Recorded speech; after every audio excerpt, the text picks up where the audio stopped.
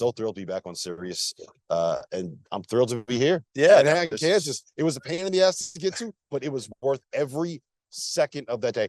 I was up at 3 a.m. in the morning. 2 a.m. 2 a.m. And you know what? It was worth it. And I had to connect from Charleston. This is not an easy place to get to anyway.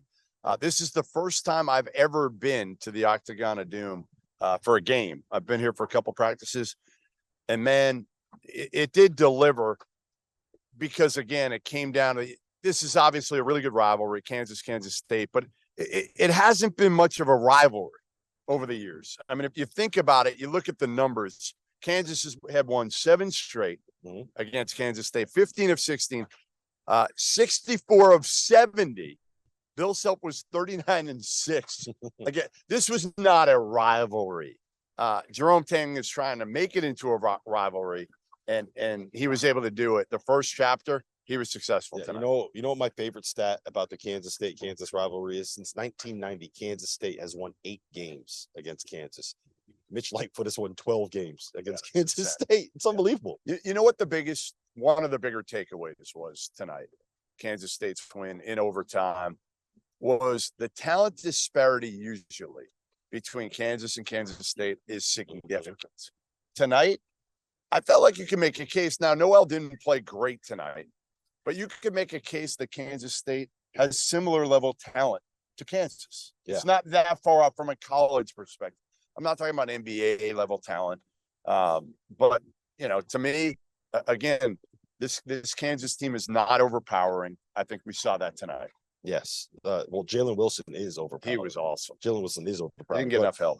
Yeah, I've been in on this Kansas State team since the preseason. I thought that they were going to be a tournament team heading into the year. I'm going to keep celebrating that victory as long as I can. I can celebrate it until Dagan Hughes actually cuts me off. But it was, to me, what was so impressive about tonight was that Markquis Nowell has been one of the best players, not just in the Big 12, in college basketball. Period. Point blank. One of the best players in the country. And he had what? I got the box score right here. He had 4 points. He was 2 for 8 from the floor. DeJuan Harris did a great job.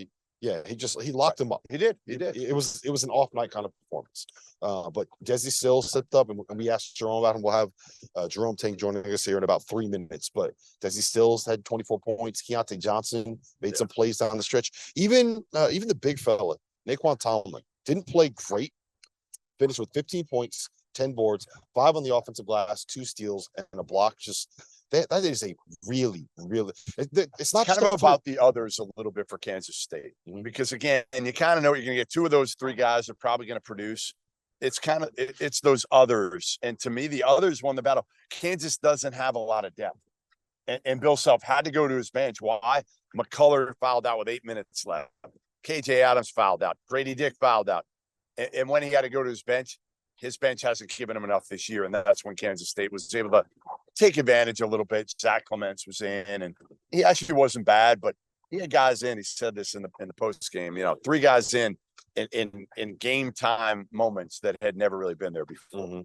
I was so impressed with the start that Kansas State got off to, and the fact that they didn't fold once Kansas came all the way back and took. That was the key. That was the key. And really, it felt like they were about to. Like they weren't running an offense. No, they weren't. Their offense was what? Keontae, clear out, just give them the ball and play bully ball. Instead of, to me, their biggest strength, even though Markquis Nowell wasn't doing a lot offensively, scoring, give him the ball and let him make plays and let him make life easier for Keontae Johnson, so he's not dribbling into traffic and getting double and triple team. Keontae, not the passer Nowell is.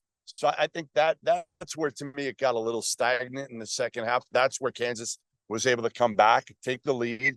And like you said, listen, the crowd helped, but I thought it was the maturity of Kansas State, not to when Kansas takes the lead, right? It's Kansas. We know that. Usually they're not going to lose a close game down the stretch, wherever it is. They're going to get most of the calls.